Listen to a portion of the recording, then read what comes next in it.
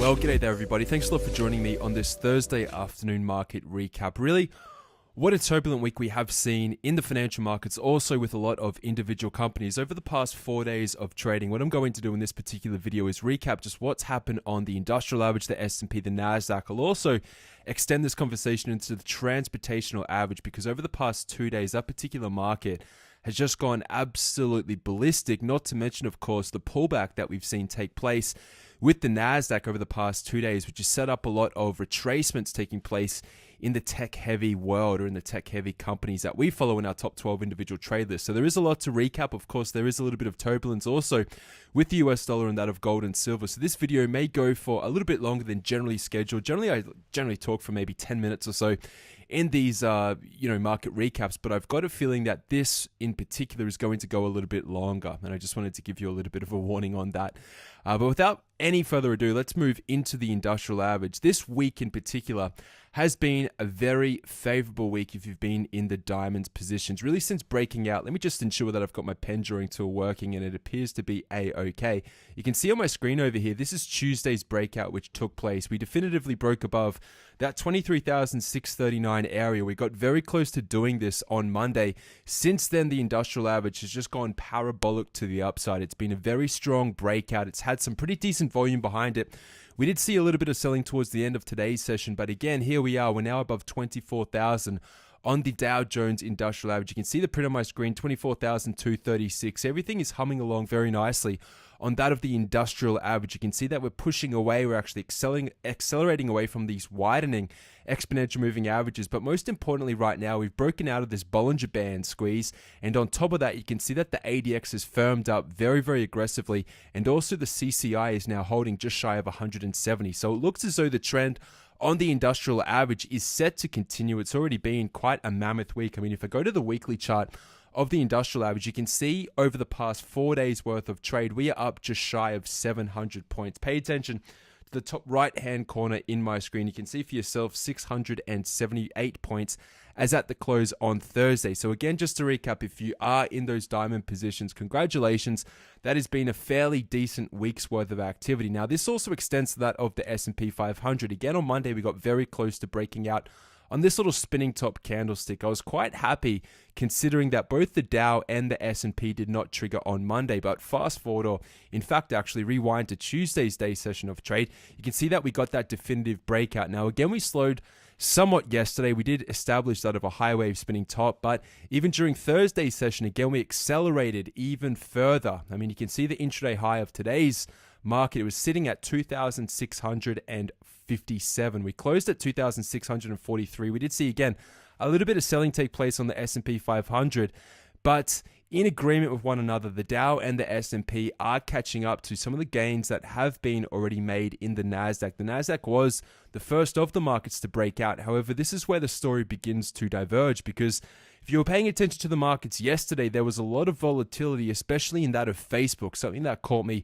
by surprise. And I'm going to recap Facebook in due course. But if you pay attention to this candlestick on the NASDAQ, obviously you're going to, of course, see the differences in the actual candlestick structure. Obviously, the direction is different to that of the industrial and the S&P 500. The NASDAQ pulled back quite aggressively yesterday. Google and Facebook and also Apple led that selling surge.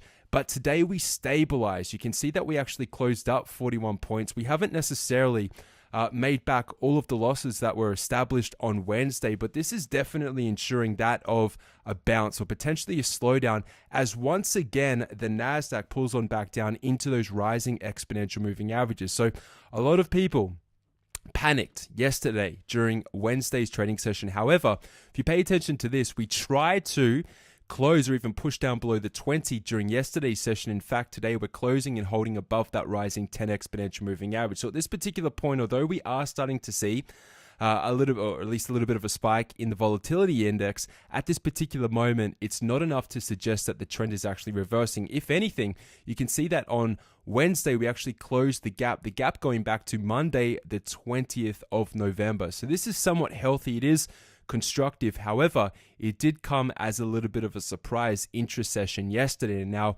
if I extend this conversation once again into the transportational average, this is really where I guess the wackiness and the turbulence and the volatility is really sort of shown before our eyes. Look at this chart of the transportational average. We saw the pullback back down into this macro area of support. First of all, we were thinking, well, maybe it might slow at about 9,775. It didn't, it overshot it.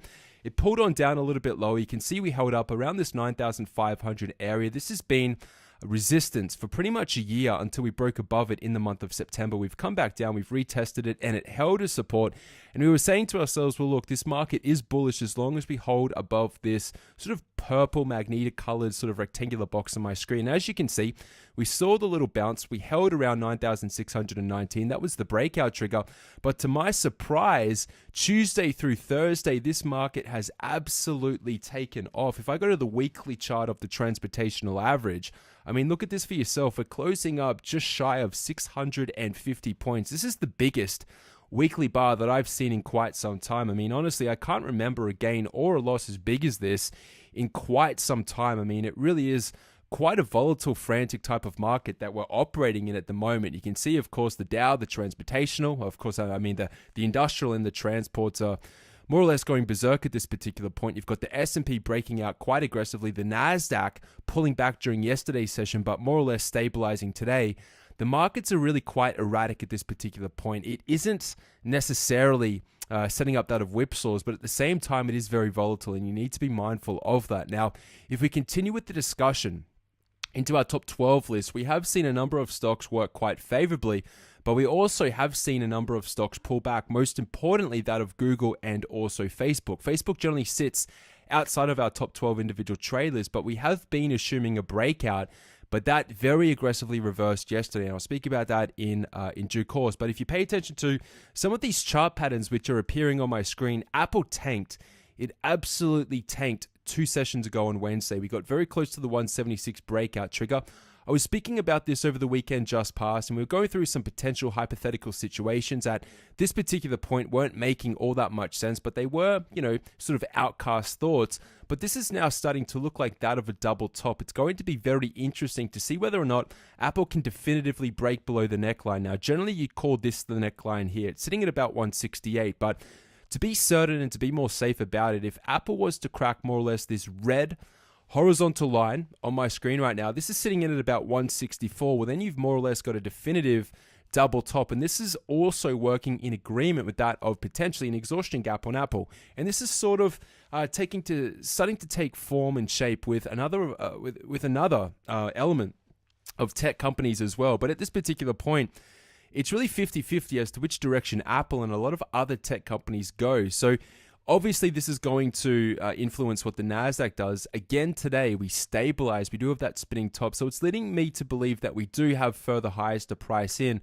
But at the same time, it is quite a volatile market, as I've already stated. Now, I wouldn't be looking to do all that much with Apple. I certainly wouldn't be looking to short it unless it broke 164. I'm still quite confident that we are going to break out above 176. And this is largely based on the types of movements that we've seen on the industrial average and also the transportational average, and also on the S&P 500 as well. But we are seeing a lot of volatility in that of Apple. Now, Amazon was a stock we were in about a week ago. We hit our target at 1,200. I thought we would stabilize around 1,200, but we very quickly reversed, much like a lot of tech companies on Wednesday. But again, another spinning top during today's session. So we are stabilizing, and this is working in agreement with that of the rising exponential moving averages. So it looks as though we got somewhat of an overshooting or a parabolic rise, which was largely unsustainable. It did come as a surprise just how aggressive we moved to the upside. But as we pull on back down, as long as we remain above even the 20 exponential moving average, you have to consider that this is just moving through the ebbs and flows of that of a trend. So pay attention to that on Amazon. It is quite interesting. And then, of course, we progress into Boeing Airlines. Boeing Airlines is a stock that we've been following again for a number of weeks, keeping an eye on about this 267 pivot.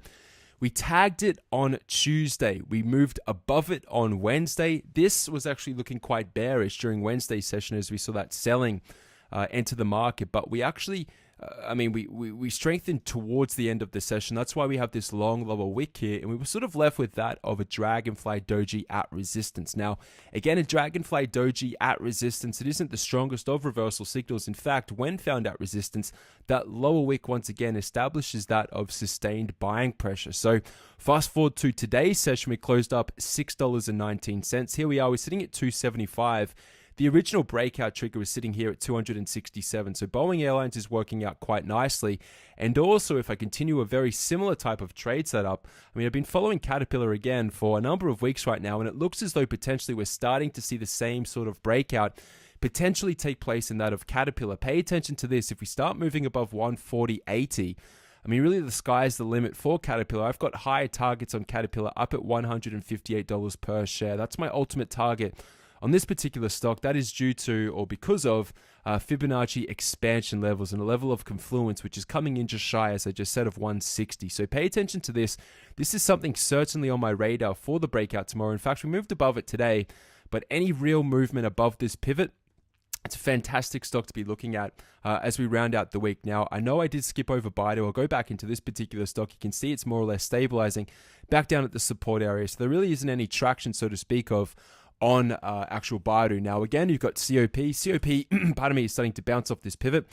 Again, this was a stock that we thought would hold at about 52. It overshot it, much like the transportational average. But then again, it's looking to bounce as we've always sort of assumed based on the underlying trend direction. So again, it looks as though once again, this is the next high low, which is set up. And if I change to these oscillators, you can see that they are flicking back up into positive territory, actually signaling that of a buy signal. So COP, pay attention to this. I know today we have that of a doji candlestick. It is very much reminiscent of that of a gravestone doji. So somewhat similar, the polar opposite of that of a dragonfly. A dragonfly is when we have a long lower wick. A gravestone is when we have an upper wick. It is somewhat similar to that of a shooting star, but candlesticks in and of themselves, they derive their meaning, all right, from the location on the chart, dependent on whether it is at support or resistance. So at this particular point, we're sort of in no man's land.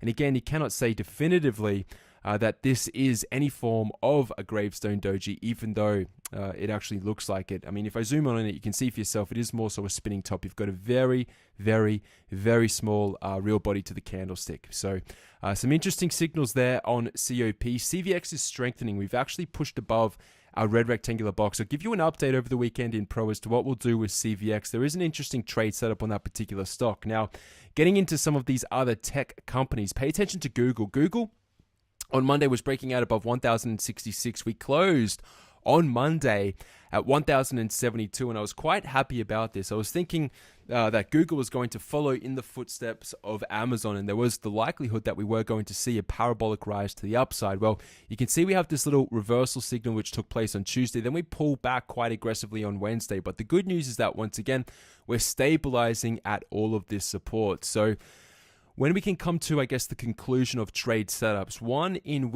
particular, which I found to be very powerful, is that as long as we hold support and drill into and sometimes define that of an intermediate or even a macro support area, once you see those oscillators turn back up, or even the exponential moving averages, or simply the sellers just giving up and trying to crack a support area, generally will turn up and accelerate, move very strongly to the upside very, very quickly. So Google is a trade that I'm personally in. It is underwater at the moment. It is a little bit upsetting, so to speak, when you consider some of the profits we made on Amazon, but that's the life of a trader. And at this particular point, I'm happy to hold it as long as we remain above all of this support, or at least close in on any of these lows that we've been at since the end of October. You can see for yourself we still have a gap to the upside, and also if I bring up, pardon me, these exponential moving averages, we're still above that rising 50. We have cracked below the 20, but again, this might just be that sort of volatility which has been picking up in that of the NASDAQ. As long as that remains healthy, i.e. we're still trending, I assume, of course, that the large tech companies are also going to lead as well. Now, one of the stocks which has come as a little bit of a surprise is that of Goldman Sachs. We've been largely moving sideways. This has been a stock that has been in a sideways consolidation for quite some time. We've been reluctant to short it again because of the temperament of the market being in such a strong bullish trend. You can see that it's just pierced above 242. We did that yesterday. We closed at 247 today. So this is looking to actually want to take off. I'll speak about this over the weekend because there is a pretty decent trade setup. I'd leave it, however, for Friday. It has already made, or it already moved quite a distance in terms of percentage or a percentage movement. So we'll see how this trades during tomorrow's session, and then we'll have a pretty decent trade set up on Goldman Sachs moving into the upcoming week. Outside of that, we've got IBM, which is still pushing above all of these bullish triggers, 152.04 and 152.68. We closed at 153.79, so this is just slowly grinding higher. Again, I've got these upper targets as high as 160 on IBM, but as long as these oscillators, again, continue to move into, I guess, positive momentum, and they are still suggesting buy signals, these upper resistance areas are where we expect price action to move, and this is most likely going to form that of a channel. I know it's a little bit of an ugly illustration as to what I've just drawn, but you can see something like this is what I'm expecting on IBM. It may not actually break above this high, and this was the earnings gap for October 2017, but there's a fair chance that what we're doing right now is simply setting up that of a channel consolidation where we'll buy at support, and then potentially we'll just buy puts at resistance and trade it on back down to support, and then flip them back into calls at support and ride the wave back up to resistance. That type of trading scenario for IBM, I think that's what's establishing itself right now. Now, again, continuing the discussion into Netflix, you can see on my screen right here, whenever I have a dashed line on my screen, it means I'm reluctant to actually enter into the trade, i.e. it means that I'm not actually placing the trade in my own account. You can see here 198.46. It was actually looking quite good, and again, this came as a little bit of a surprise to me on Monday, but very quickly we saw a massive sell side. This was on Tuesday where we started to flinch above it. Wednesday was a massive down day for Netflix. Netflix and Facebook got absolutely clobbered. Now, unlike a lot of the other tech companies which have stabilized, Netflix did close down another dollar today. As long as we remain above the actual low of this wick over here, you can assume that we're going to bounce. And we might not see an aggressive bounce, but we should still remain between 186 and all the way up here at $200 per share. So I'm not looking at an immediate breakdown. There is no real chart pattern at this particular point. I've seen a little bit of talk out there that this is some form of a triple top. I simply don't believe in it. The range between, of course, the peaks and the troughs here don't really suggest that this is that of a triple top or that of, some form of an awkward head and shoulders. I think we're just going through, again, this sideways choppy action, which is largely just a consolidation on Netflix. But it'll be interesting to see. One thing I will not do is short this in the face of a rising trend, even though we are seeing, again, volatility surge when we look at the NASDAQ, especially over the past 2 to 3 days of trading. Now, if I extend this conversation into Tesla, you can see we're still respecting this red box. The trade is not ready yet, but if we are to see a reversal, Tesla should be at the forefront of bearish opportunities. It sets up very nicely. We've got this macro resistance pattern up here. This looks like a trend reversal. So unlike that of Netflix, when we talk about trend reversals, you need to see certain things establish themselves on larger time frames, larger fractals, and also have a larger degree of severity in terms of chart patterns themselves. And simply, if you look at what's happened with Netflix over the past 2 months and you compare it to the price action that we've seen on Tesla really since June, this is more so that of a macro reversal pattern taking place. And I've been speaking about this for, again, considerable amount of time. We haven't seen a definitive reversal. Maybe this was the high in this candlestick over here, but I'm still assuming that we are going to grind a little bit higher before we see the reversal. But I wouldn't have this short open in my account, again, in the face of such a strong market to the upside. Now, if I remove this dollar sign and enter into, or at least bring up that of Facebook, you can see this stock in particular got absolutely clobbered during Wednesday's session. This came as an absolute surprise. Some news was released and it just got absolutely hammered.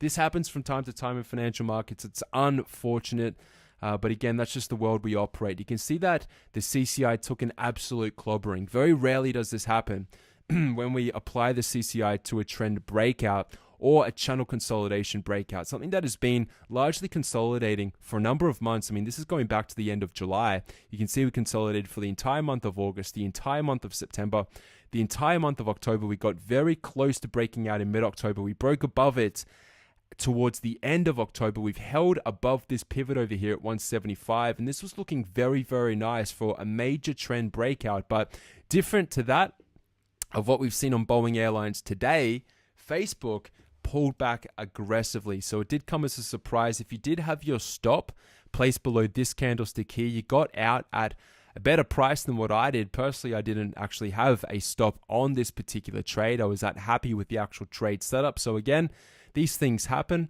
But Facebook, as long as it remains above this pivot, and if you're still in the trade, it's something that you can hold, because I assume as long as these markets continue to trend, that Facebook, Google, and the like that have pulled back, especially that of Apple, are going to grudge on up higher. And potentially, like I've just said with IBM, we may be setting up some form of a channel consolidation up here. And that's really where I wanted this discussion to lead with Facebook. I don't think this is a reversal. Again, some people calling this a double top, very similar to that of Apple. But really, the chart pattern isn't all that strong. So I think this is just a little bit of volatility. You can see we're resting on that rising 50 exponential moving average. And also on top of that, we're still holding above a macro resistance area, which has now become support. So there's a lot of pillars of, I guess, buying pressure and sentiment holding Facebook at this particular pivot at 175. And I assume that once again, we're going to come back up at a bare minimum and retest 182 throughout the month of December 2017. Now, one thing that I haven't spoken about at this particular point is an update on the US dollar. You can see for yourself, it closed down about 24 cents during today's session. What's most important about this setup at the moment, very similar to what I've spoken about when it comes to Google, is that as long as we hold above this defined support area, again, I've defined that on Google for you. If I do it for you now on the US dollar, as long as we remain above the high or the low of this swing low over here, which is what we're doing, this is the perfect opportunity as to where the bullish advance will continue from, if this is to be a trend reversal. So consider this market volatility. Consider this volatility in that of the US dollar index. And again, as long as we hold above 92.44, this is potentially the turning point on that of the US dollar index. And if I fast forward or at least continue this discussion into that of gold, you can see that gold is starting to reverse. So if we start to see the US dollar bounce, which is what I'm assuming is going to happen, and if we see gold trigger below these lows over here, watch out below for gold. Okay, I've got my trigger here at 119.99. You've got the low down here on my target at 116.44. Also, if I continue this with silver, you can see that it has broken below 1582. We're down here at 1552. So it looks as though silver is a little bit ahead of the party, so to speak, than gold. And also that of the US dollar index has also been some pretty strong volume behind the selling which is taking place on silver. And potentially that's a precursor to that of the movement upcoming for gold, because it really hasn't changed or at least moved all that far. And what it hasn't done is definitively broken below this swing low over here yet. So pay attention to the US dollar. It is still a trade in construction, but it's looking, I mean, the price action itself is still looking quite nice. Considering that we do have a little bit of momentum, or I should say volatility, in this particular market as well with the US dollar index. So we've recapped a fair amount as at the close on Thursday. If you have any questions, email me, success@pivotpointtrading. I'll be back with you tomorrow evening to recap the week's worth of trade, and then I look forward to seeing you over the weekend in that pro analysis class as well. All the best, everyone. It's James signing off on behalf of Pivot Point Trading. Goodbye.